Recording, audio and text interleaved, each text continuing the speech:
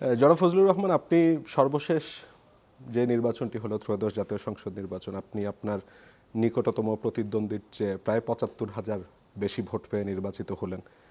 তার আগে ৮৬-তে হয়েছিলেন, মানে প্রায় ৪০ বছর পরে।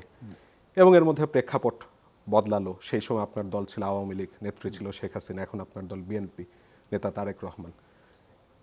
তো কেমন লাগছে, পার্থক্য কিরকম দেখছেন? আমি আপনাকে বলি, আপনি যে ডিফারেন্সটা আমার সঙ্গে এবার বললেন যে ৭২,০০০ ভোটে আমি ৭৫,০০০ ভোটে আমি পাশ করছি, বেশি পায়ে পাশ করছি।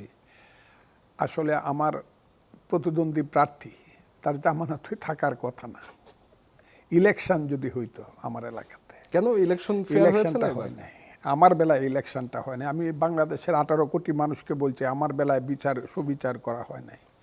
আমার বেলায় জামাত এহেন কোনো কাজ নাই যে কাজ করে নাই। একটা ফোর্স টোটালি,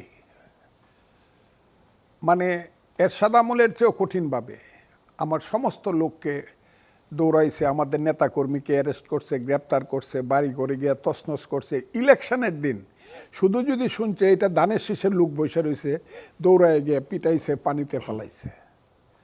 যে কারণে আমার এলাকাতে যেখানে 70-এর উপরে ভোট পাওয়ার কথা, আমার জনপ্রিয় 70% উপরে ভোট কাস্ট হওয়ার কথা, সে ভোট কাস্ট হয়েছে মাত্র 50%।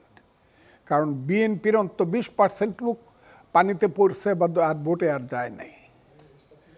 এ হলো একটা ব্যাপার, যে কারণে বিএনপির বা আমার পক্ষের, ধানের শীষের পক্ষে এটা যেই দেখ, এই ভোটটা 20% ভোট আর আসতে পারে নাই। 1, 2 নম্বর হলো সাবেক রাষ্ট্রপতি জনাব আব্দুল হামিদ সহ তার নির্দেশিত সমস্ত গ্রুপ, হাইব্রিড আওয়ামী লীগাররা, সব আওয়ামী লীগারদেরকে আমি বলছি না, আব্দুল হামিদের নির্দেশিত পথে যারা ছিল কেউ আমাকে ভোট দেয় নাই, তারা সব দাড়ি পাল্লায় দিচ্ছে। এবং আব্দুল হামিদের যে নিজের বাড়ির সেন্টার, যেটা জাস্ট বাড়ি, বাংলা ঘর আর বাড়ি একই জিনিস, প্রাইমারি স্কুলে, সেখানে আব্দুল হামিদ সাহেবের লোক দাড়ি পাল্লা পাইছে 1200, আমি পাইছি 400 আব্দুল হামিদ সাহেবের বাড়িতে, এবং তার ইউনিয়নও সেম হয়েছে। অর্থাৎ তার যেখানে ছিল মিঠামইন থানাটা তার নিজের থানা, ইটনা থানাটা আমার থানা। মিঠামইন থানাতে খুব কন্টেস্টে আমাকে পাস করতে হয়েছে। এবং ওখানে হামিদ সাহেবের লোকজন সব, হামিদ সাহেবের যারা কথা শুনে সবাই কিন্তু দাঁড়িপাল্লায় ভোট দিছে। এবং করিমগঞ্জ তারাইলে তার আপন শালা দাঁড়াইছিল, তার নাম কর্নেল জেহাদ খান ডাক্তার। উনি প্রকাশ্যে আওয়ামী লীগকে দিয়া দাঁড়িপাল্লায় ভোট দেওয়াইছেন।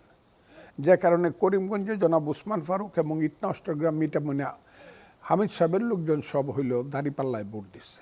কিন্তু আওয়ামী লীগ তো মুক্তিযুদ্ধের কথা বলে, আপনি নিজে মুক্তিযোদ্ধা, আপনাকে বাদ দিয়ে জামাতকে কেন দিবে? আপনি শুনেন না, হামিদ সাহেব বলছে যে জামাতও খারাপ দল না, জামাতও একটা ভালো দল। সাক্ষাৎকার দিয়ে তো বলছে।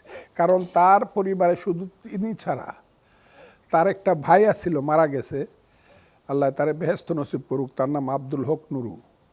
এই 2 জন ছাড়া তার স্ত্রী, তার ছেলে পেলে সব কিন্তু জামাত করতো, শিবির করতো।